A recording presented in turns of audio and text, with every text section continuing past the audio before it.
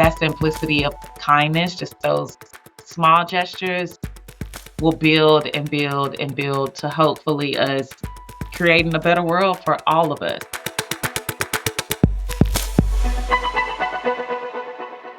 An ambassador for transformations in communities. That is exactly what our guest does. Johari Matthews is a force to be reckoned with. She works in and with and around communities, ushering them into their transformational phase. Hear her amazing story and all the pivots and zigs and zags that her career has taken. She is a woman who gets shit done, but does so in an intentional way and does so with a beautiful lens of community and bringing them along in the journey. Let's join the conversation today with Johari Matthews. Johari Matthews, welcome to the GSD Factor podcast. Before I introduce you officially and you share your story, I want you to drop the nugget that you were just dropping on me about the importance of life and what we're doing and how we're acting and how we're being influential, whether we realize it or not. Yeah, well, first, thank you for having me on the GSD podcast. I'm really excited to be here. Been looking forward to it for about a year now because we met around this time last year. But yeah, one of the things that I was just sharing with you is that, I like to live my life by this foundation, this mantra of, you never know who's watching and you never know what type of impact that you may have on someone, no matter if they come up to you and say, hey, what you did was impactful to me or influenced me to do this. You never know. Even if it's the smallest gesture, the smallest thing, you never know how that turns into a big life impact on someone else. So it just leads to, I like to say that our small deposits of positive influence, living our lives in such a way that helps and shapes other people turn out to be big blessings for someone else. And ultimately, I firmly believe that all of that, it's like that boomerang effect. All of that comes back to you in some shape, form, or fashion. But it's everything from how you are living your life in front of, people that you don't know, people that you do know, your children, your children's children. Um, it's just a ripple effect in a sense. So that's kind of the foundation, what I live my life on. I received, on that same note, recently, about a few weeks ago, I received a message, a Instagram DM, a private message from someone that, honestly, sometimes on social media, like, you have friends on Facebook and friends on Instagram that you're like, I met this person maybe once in my lifetime, but I don't really know them. You have a lot of that on Facebook and Instagram. And this person is one of those that we crossed paths years ago. But she sent me a message and she was like, I don't know if you remember when you were at the YMCA and you were giving out these winter coats to children. She's like, and she was like, and there was a like a one coat restriction or whatever. She's like, but you gave me and my kids like a couple of extra coats, like just to be nice because she's like, I mentioned it to you, whatever. She's like, and that always sat with me. And she said, I finally had a chance to repay that, and she's like, I was able to donate some coats to some other kids, and another family. She's like, but what you did stuck with me. And that was almost at least like 6 years ago. And I'm like, and so it goes back to my earlier point of like, you just never know the small thing that small gesture that you do, the small thing that you do, how that influences someone else to go on to do something good in the world, how that just changes their life. And it has absolutely nothing to do with me, but with how you impact this world. So it was the simplicity of kindness. right. The simplicity of kindness. Like, that goes such a long way. And Yes. as I said earlier, that, like I said, that ripple effect Mm. will ultimately have such an influence on this world that we live in. We encounter so much, but that simplicity of kindness, just those small gestures, will build and build and build to hopefully us creating a better world for all of us. Oh, amazing. Love those nuggets. So now, Johari, share with our listeners a little bit about your story Yeah. and how you got to where you're at today. Yeah. So I'll try to keep it brief because it's a We got all long the time in the story. world. But so I am originally from Nashville, born and raised, a little rare breed nowadays to be in Nashville and from Nashville. But my story really starts from, I grew up in the Woodbine, South Nashville area. And if you know anything about that side of town, it's a very diverse side of town, but it's also very community driven and has always been. And so I have just kind of grown up in that sense of community, that sense of helping people, that sense of, being a good neighbor. My parents always, they didn't, they just, it naturally was something that they did. Like my mom was one of those people that, she was delivering meals after church to the seniors who went to church with us, and not for anything in return, just because that's just who she is. My dad was the same way. He really involved in the community. We were always volunteering, just always being a good neighbor. And I learned that at home. I learned that at school. And so it just stuck with me. It became who I was. And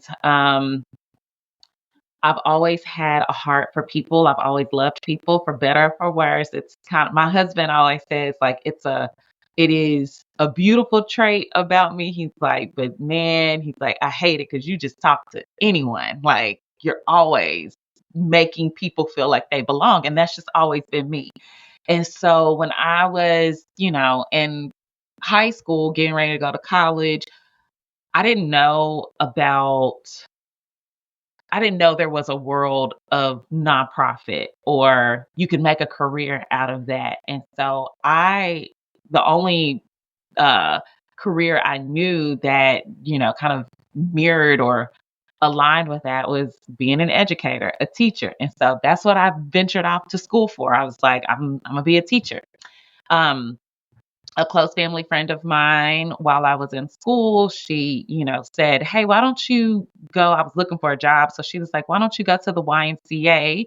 And she's like, "It's a great place to work when you're in college because they have, great hours. You still get your weekends to yourself, and you can still go to the parties and go to class and make a little money." So I went to the YMCA to work, which is now called School Age Services, but at the time it was Sun Company, which is before and after care program that they have in their school systems. And that was really kind of like my first introduction into nonprofit. Like, this is what it is.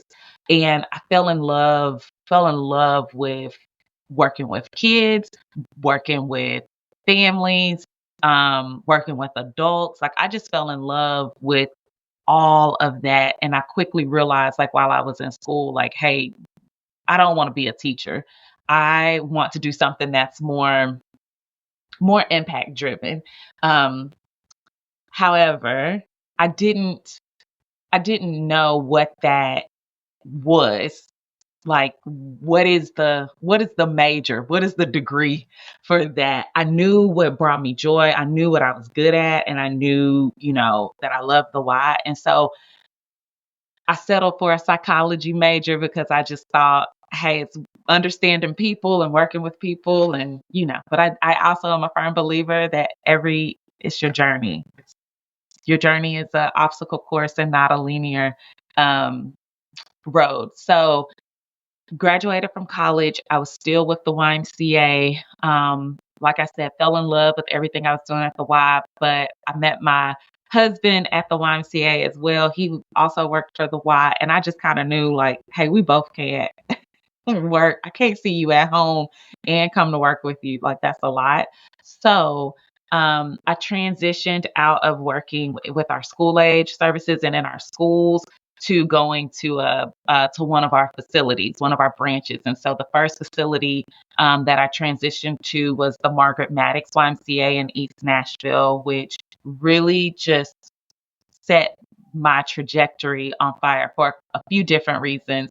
One of those being that I had the most incredible supervisor who was a woman who saw something in me that I did not see in myself, who pushed me beyond limits and who just trusted me. Like, she's like, I see something in you. You got this. You can do it. And so, East Nashville also working at that particular Y opened my eyes to a lot of the things that our city, that Nashville, at that time, this was like 2012, was starting to face. It was starting to really come to a head of old Nashville versus new Nashville.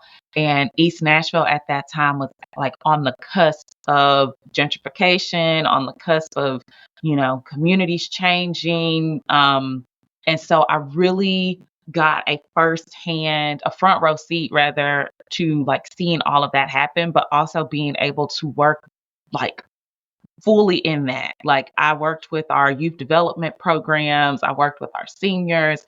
And so helping people, it really just opened my eyes to a lot of the things that were happening around our city, because that wasn't just happening in East Nashville, that was happening like across our city. And so spent 6 years at the Margaret Maddox YMCA, then went on, had the opportunity to become the executive director at the Northwest Family YMCA, which is in North Nashville and Bordeaux area.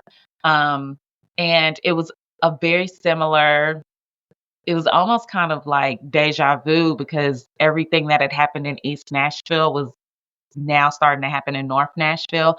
And so that was like perfect timing for me to be there, to be able to help navigate that and keep the culture, the essence of who that community is, and but as well welcome, some of the new things and new people that were moving into it. Um, and trying to really kind of push this understanding of how we can support our communities. So that work opened the door. We did a lot of work with corporate partners, which the Tennessee Titans were one of those corporate partners. And like I said, my work that started in East Nashville really opened my eyes to what was happening around the city. I like to say that my work at Northwest and North Nashville opened my eyes to private public partnerships. So, how are these, we have big name corporations here in Nashville like Amazon and HCA, and we have professional sports teams. How are we connecting them to our communities and making sure that it is a benefit for our communities? And so, my work at Northwest really opened the door for that, which, like I said, Tennessee Titans were a corporate partner that we worked with. And at the time, I knew probably like around 2021 after the pandemic that I really wanted to shift into this corporate social responsibility space. Um, and the stars just kind of aligned. I said it out loud to a few of like my trusted friends and mentors of like, hey, I really want to get into the CSR space, or I really think like the next move. And that led to a friend mentioning it to the new CEO of the Tennessee Titans, who then reached out to me about wanting to just learn more about how the Titans could have an influence in the city, to that leading to the role that I'm in now. And so when I landed in with the Tennessee Titans, I came on board in 2022. And initially, my role was to really think about, the Titans were getting ready to build a new stadium. And so thinking about how we could use the new stadium as a catalyst to go deeper and wider in the community. And so my role at that time was really centered around creating programs that could benefit the community in some of the areas that we um, had stated as a priority for us. And then that just kind of exploded more than what I ever could have imagined. And so now my role has evolved into not only thinking about how we can have an impact on our communities and use our brand, our presence in the community, but also thinking about internally as an organization, like what do we want to stand for? What's our mission? So that's my journey from What there I to here. what I love about your story is that you are almost like an ambassador for transformation Hmm. within and around communities Yes, yes. And that's because where I you thrive. That's where I thrive. yes. Like I look back over my career and just over my journey, and it is a lot of helping the transformation part of it, and also thinking about how as because change is inevitable, right? Like it's going to happen. If something stays the same forever, that's not good. But really thinking about in the midst of that change, how do we keep the essence or make sure that the people who are a part of that change or being impacted by that change can benefit from it and really feel heard, feel like they belong, and have an advocate, someone that can stand on a bullhorn and say, no, I think, this would be more impactful, or this is what they need. I firmly believe, especially in the CSR space, that we have to get away from giving handouts to transitioning to giving hand ups. Like, how do I help you as we're growing and as we're meeting our goals? Like, how am I also pulling you up with me so that you feel like this is yours too? Because it is like this city belongs to all of us. So that's kind of been my superpower, my strength of being able to recognize and see that. And I think what is so powerful about what you just said is we're bringing them along the journey. We're not Right. doing something to them. We're not doing a transformation to them, or it's bringing them along and saying, let's empower you, let's encourage you, let's usher Hmm. in your own personal transformation while ushering in this community transformation. Right. And when we do that, whether it's in this context, whether it's in the corporate space, there's a lot of transformations happening on corporate side of, digital transformations, AI transformations, whatever they are, you've got to bring the people with you, because if you bring the people with you, the adoption and the usage, it's now exponentially there and Yeah. it will naturally stick longer. So true. Yeah. You nailed it. So true. And that is probably the long-term impact and benefit of if you do it the right way versus, if you try to go against that, you won't see one, it won't be received well, but you also won't see the positive impacts of what growth means, what change can look like and what it can mean, because it doesn't always have to have a negative tone to it. So that's kind of that is my yeah, that's always kind of been people, programs, impact. Like that's been my thing. Well, girl, you are getting shit done, which is amazing. And I think what we've highlighted is there's a right way to get shit done and Yes, there's a wrong way to get shit done, yes, right? And I think bull in a china shop, if we could say that, doesn't really work, right? It's people are more resistant, people they're going to reject it more, whereas what you have demonstrated throughout your amazing career is coming alongside, listening, bringing yes. them along, right? And bringing them along for this transformation. Not only are you getting shit done in an impactful way, but a long lasting way and that is going to be an amazing ripple effect for generations to come. It is. And so thank you for doing that in our community. It's just so beautiful to see. And I would love for you to share the one community Yeah. that you and the Titans have, because I think that it's just a beautiful example of how you guys are getting shit done in our community with a beautifully intentional way Mhm. and the right way. Yeah. So one community, that was as we started on this journey in 2022 about how we want to have an impact and an influence in the community, the Titans have been here for, almost 30 years. And have always had a presence in the community. Have always, been a part of disaster relief when things happen, have been a part of going out to schools, all of those things. But you said something that really kind of encompasses the sole purpose of one community. It Intentionality. Like, how can we be intentional with how we give our time, our resources, and our energy? And One Community was an initiative that we launched in 2022 that focuses on three areas: opportunity, neighborhoods, and education.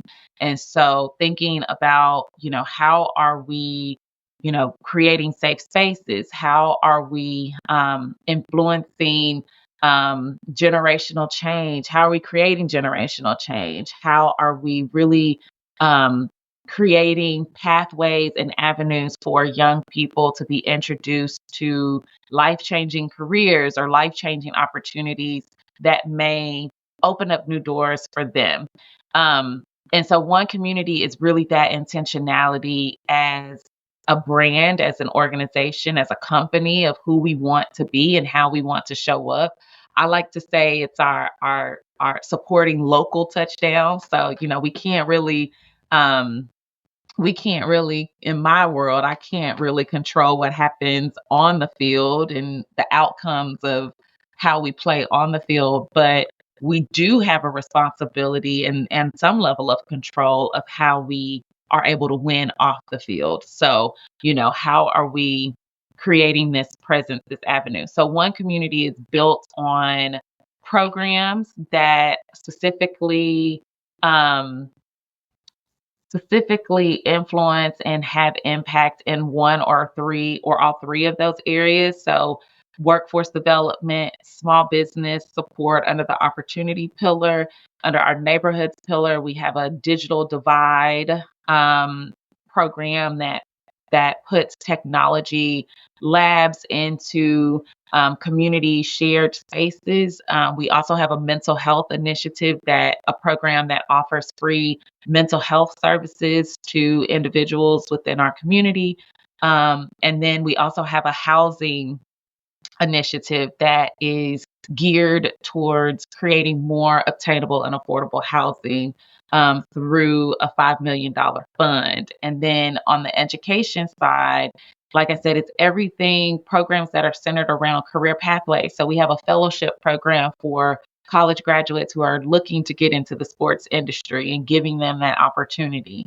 A literacy initiative to promote literacy and walk alongside Metro Nashville Public Schools, and how we can help them promote literacy and bring the fun back into reading.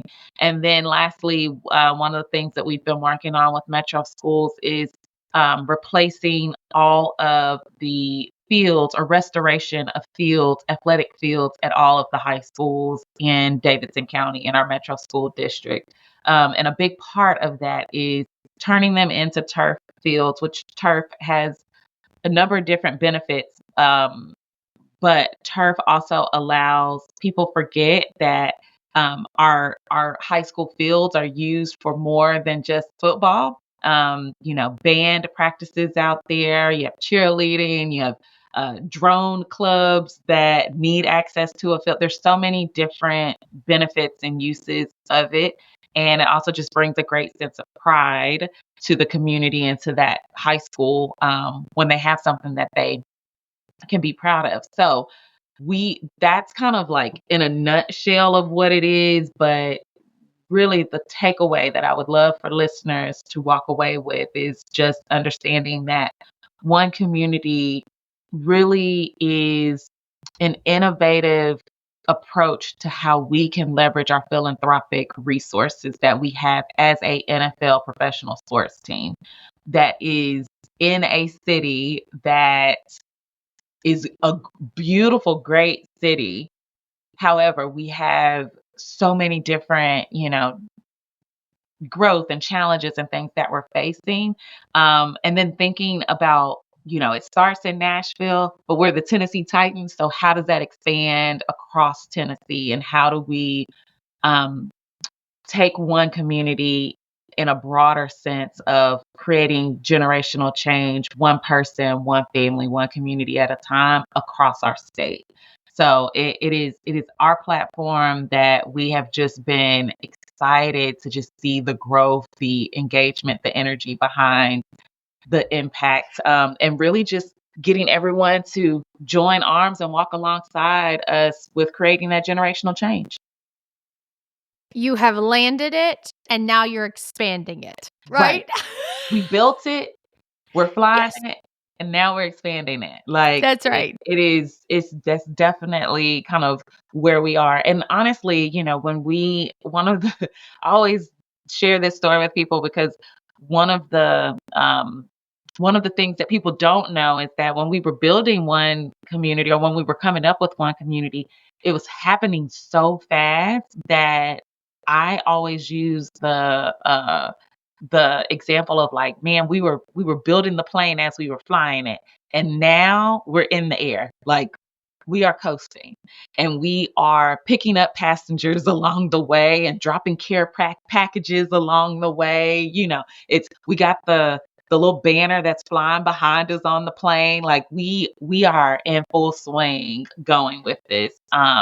And it's exciting to watch it. It's exciting to see it grow. And I'm really looking forward to, when the new stadium opens in 2027 of February 2027, that this will be the first stadium that we know of in the country that will have a dedicated community space. So 12,000 square feet just dedicated to community that can be used, anytime, 365 days of the year.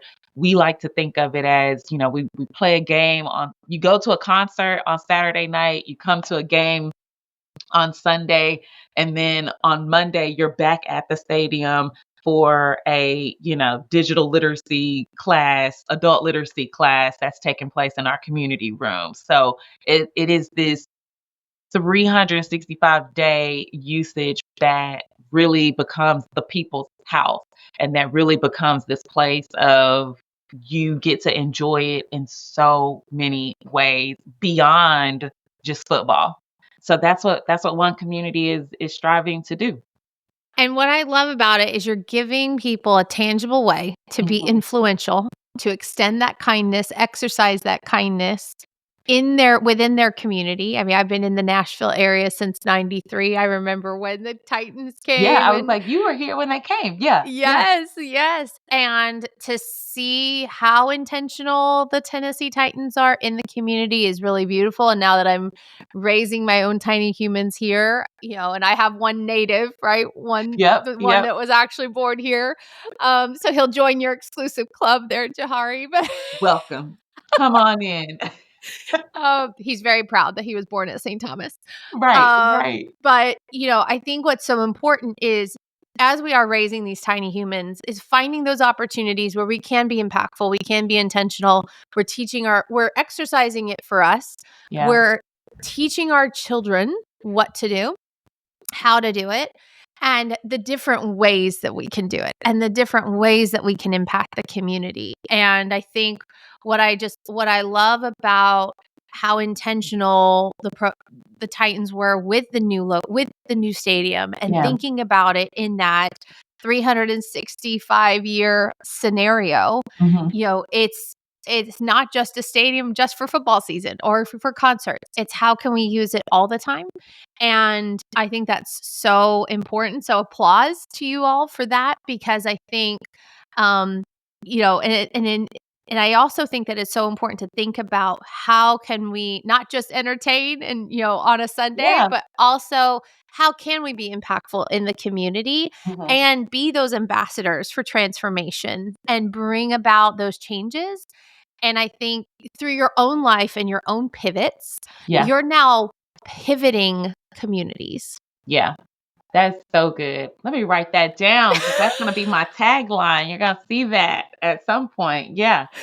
And I'm gonna say this was all attributed to GSD. Helped me come up with my brand and tagline. So That's thank right. you. That's right. Johari, it has been such an honor having you. Oh, And thank we you. so excited to be, highlighting what the One community is doing. And, thank you for ushering in getting shit done in our Yes. communities. And, keep going. And we're cheering you on. We're cheering the team on, of course, but really appreciate the impact that you are making here in our hometown. Well, thank you so much. Thank you for having me. I am so excited, and like I said, I've been looking forward to this for about a year now. So thank you for having me on. And yes, let's keep making an impact. Let's keep having an influence. Let's That's inspire right. together. So, to our listeners, thank you for listening to today's episode. We really talked about this season of how are we stepping into our extraordinary. And Johari has shared an amazing episode with you around how she's stepping into her extraordinary by ushering in our community. And so be sure to check out all of our show notes. And so if you want to get connected with Johari or get connected and engage with One community, all that information is there. And don't forget to get shit done.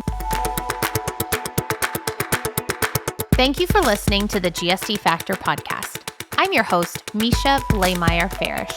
Be sure to connect with me on LinkedIn or Instagram, as I love connecting with our listeners to hear how you are getting shit done in your personal and professional life. Be sure to visit our website at gsdfactor.com, where you can take a persona assessment that's going to help you figure out what type of GSDer you are. There's also a ton of resources and tools for both yourself and your tiny humans in your life. We appreciate you rating and subscribing our podcast episode today. And don't forget to get shit done.